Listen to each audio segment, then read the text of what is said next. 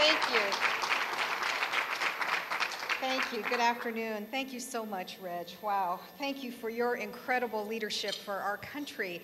He is such an inspiring leader, and I know every time I talk to Oregon teachers and they hear Reg speak at any kind of national gathering or any gathering, they come back so inspired about what they do and their important role that they play for the children in our country. So thank you for all that you do with your leadership.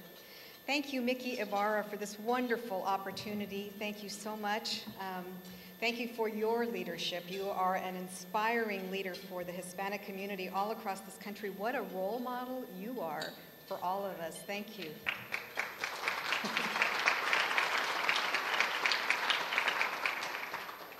Well, it is a great honor to be with all of you today. I'm in a room filled with fabulous Latino leaders, so it is very much an honor to be with you and to share some comments with you. And I'm going to start my comments by making a confession, a little confession about what I was like as a student. I was pretty much a mediocre student. I wasn't like a bad kid, but I was unmotivated when I was in school. I was pretty much a daydreamer. I doubt many of my teachers would even remember Susan Castillo. But as you heard today, I'm Oregon Superintendent of Public Instruction. I oversee a public school system with well over 500,000 students in 1,200 schools with an education budget topping $6 billion. America, what a country, huh? I'm a West Coast Latina, born in East LA, the grandchild of Mexican immigrants.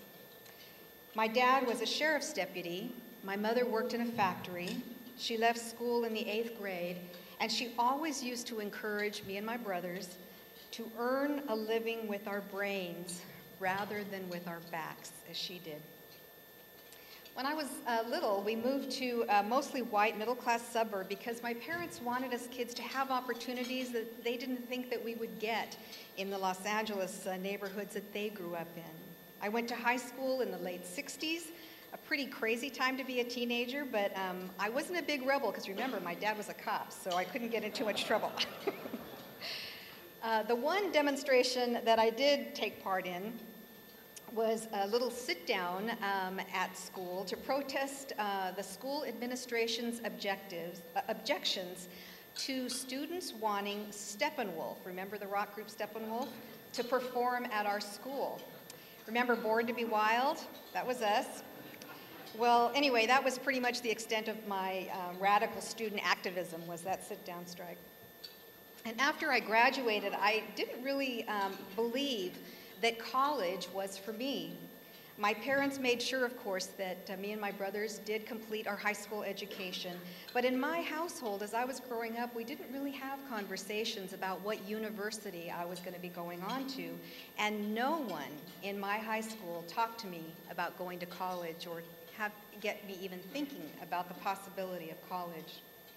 I did, however, enroll in a junior college. I took a few classes, I dropped out, I kind of floated like a lot of people do in their late teens and early 20s.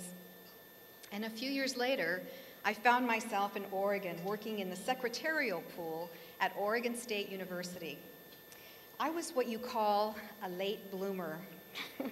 My life took a sharp turn when I got assigned to work as secretary to an amazing woman named Pearl Spears Gray, who at the time was the head of the university's affirmative action program. Pearl was a wonderfully dynamic, outspoken African-American woman.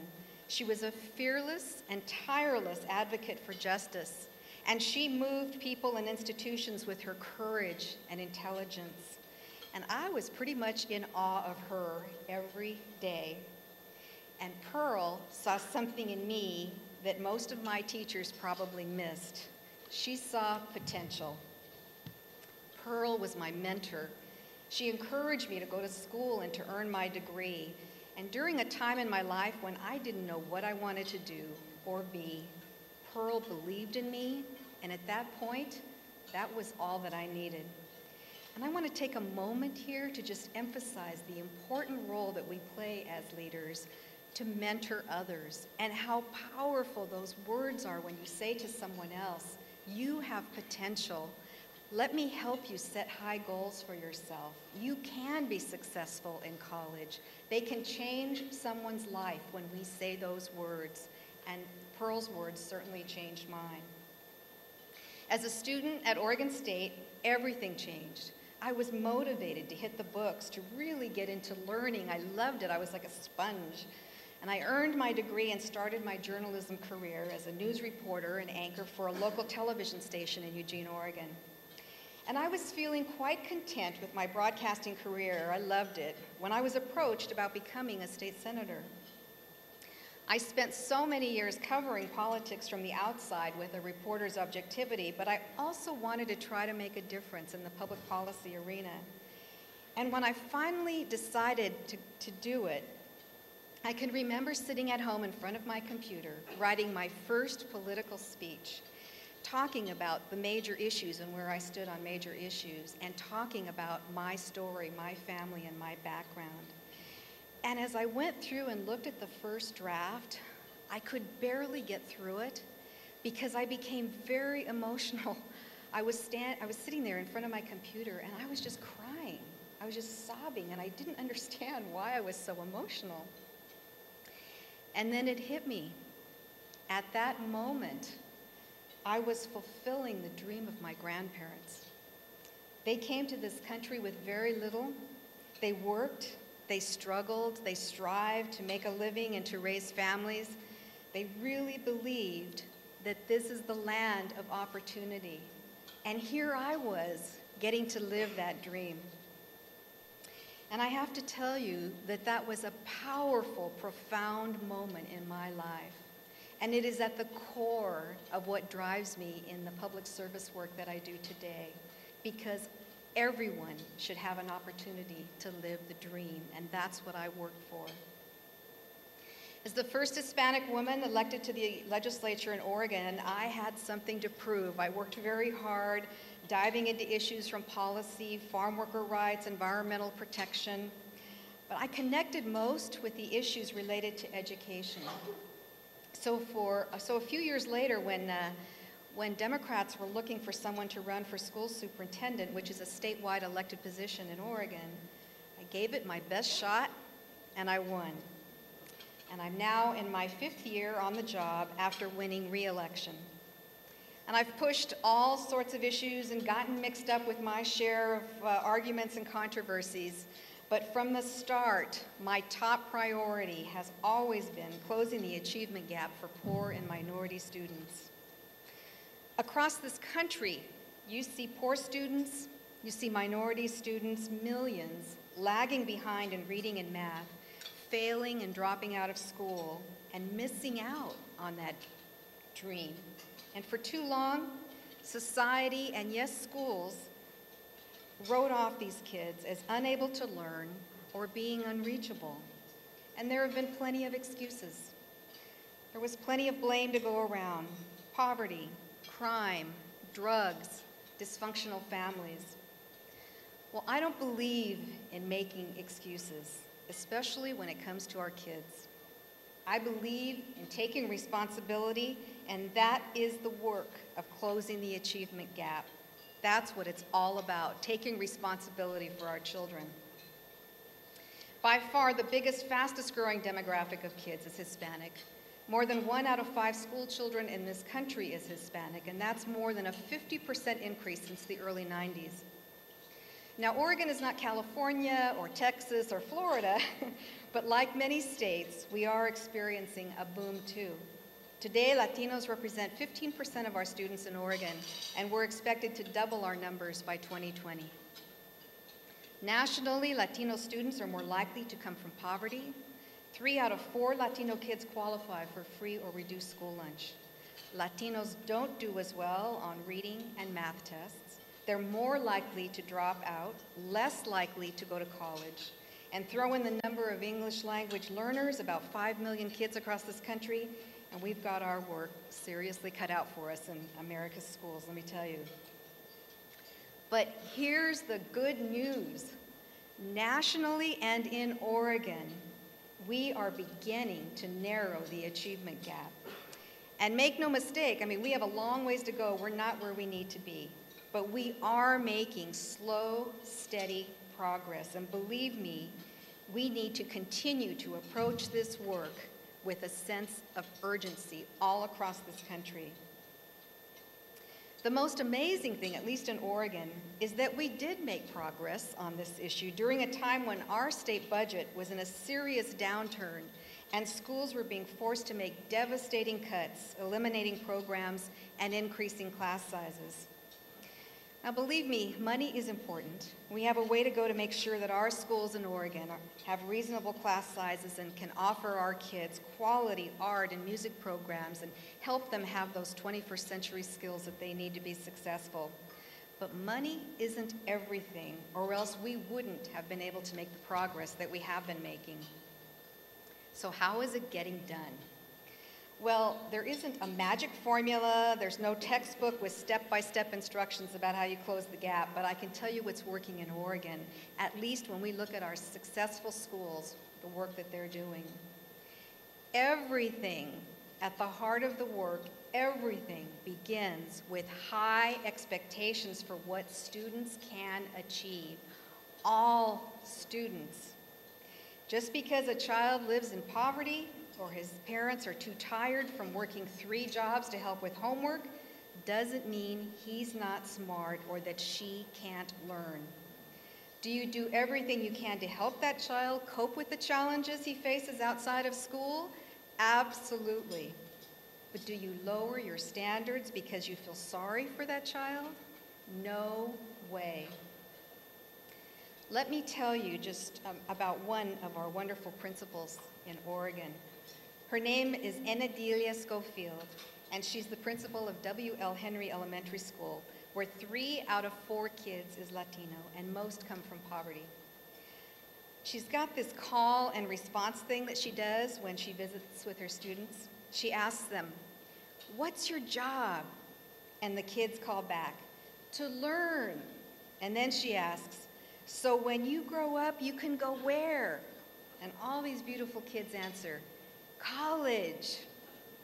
I just love that because most of these kids' parents never graduated from high school. And these kids are already thinking about going to college. That is the American dream right there. Next, you invest in early childhood education. I can make the argument that public education is vastly underfunded in this country from preschool all the way through higher education. If you want to make a smart, long-term investment with a big payoff in the future, you spend on preschool, full-day kindergarten, and extra help for our first graders so that these kids, when their brains are still developing, learn how to be learners and get their schooling off to the strongest possible start.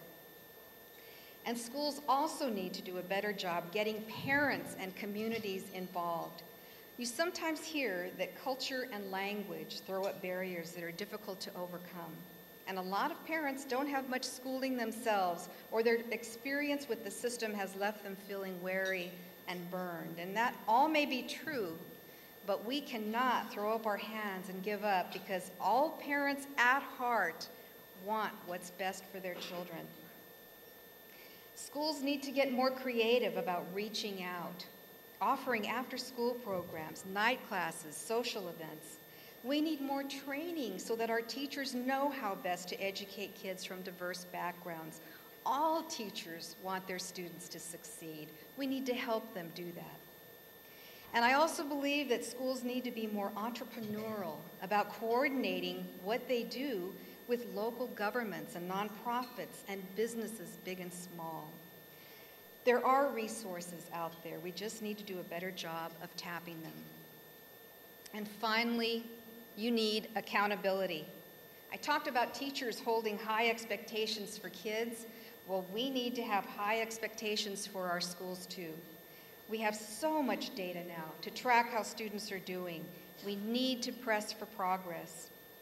And not everything that goes on in a classroom can be captured on a spreadsheet, but you do need to know how you're doing, whether you're a school, a teacher, or a student, if you want to know where you go. When a school is underperforming, we need to understand why. and address those issues swiftly, whether that means shoring up leadership or changing the curriculum, and we don't play the blame game.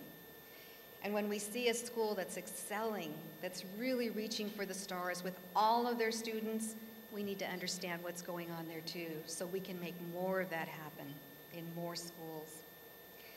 In Oregon, I started the Celebrating Student Success. It's a conference and a banquet to honor schools that are making a difference. And I have to tell you that that evening has become the highlight of my year. We recognize schools from the inner city and from tiny farm towns. And more importantly, everybody gets together to share on strategies that really work for our kids, getting down to real specifics like how to organize schedules to boost literacy or how to improve attendance. There is so much amazing, innovative work going on in our schools.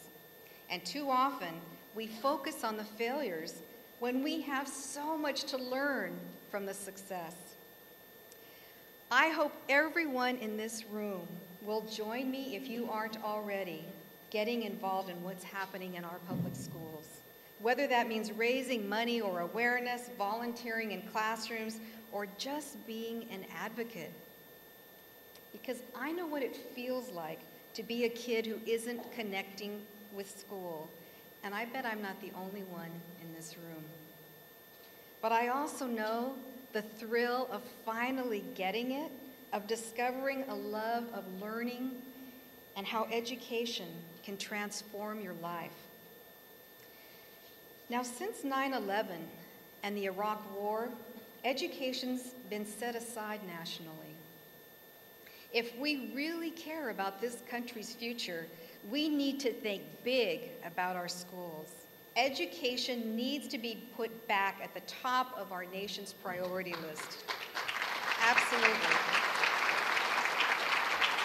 Thank you. Now, insiders talk about education and No Child Left Behind, and there's lots of that talk going on right here in DC. But I can't believe that in both recent presidential candidate debates, whether it was the Democrats or the Republicans, there was no mention of education. And that needs to change. Absolutely. I see 3 key areas where we need to get to work right away. And one of them is calling out a national agenda to build an education workforce that is the best in the world. I have seen it time and again. A great textbook doesn't make a great education. You need quality teachers making that one-on-one connection with students.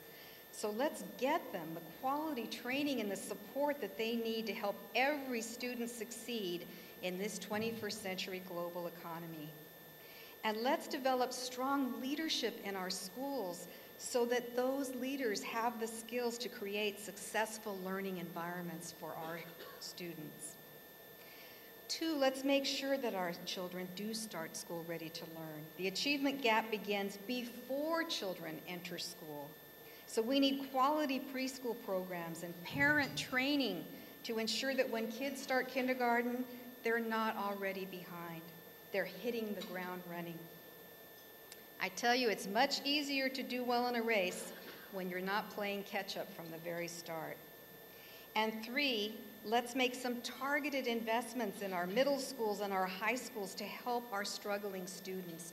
We can help students struggling in secondary school and get them on a course to success if we make the right investments in our secondary schools. I believe that we as a nation can do better by our children than we're doing. I believe all children, no matter what color they are, what language they speak at home, or how much money their parents make, are entitled to the very best education, because every child is entitled to the dream. We can do better, and working together with intelligence, dedication, and passion, we will. There are so many students who are late bloomers like me who need that inspiration, who need to believe in themselves and have someone show them the way and help provide support to their school and their teachers so that they all have an opportunity to live the dream. Thank you very much. Thank you.